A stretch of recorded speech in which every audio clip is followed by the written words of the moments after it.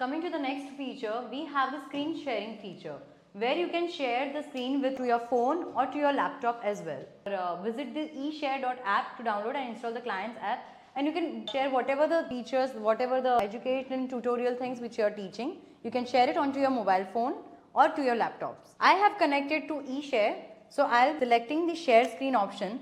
So the screen of my mobile phone will be shared onto this whiteboard. Start now.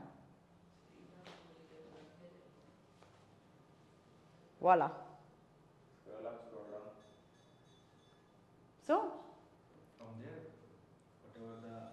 So from here you can share the information directly from your laptop or your phones to the whiteboard screens.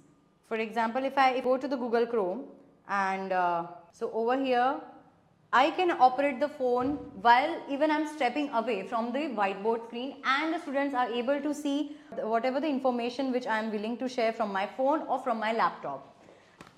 To cast the screen from your laptop, you don't need to download any kind of application. All you need to do is go to your Google Chrome and select the cast screen option. Select the cast screen option, check the number, what number this eShare is, and simply click it.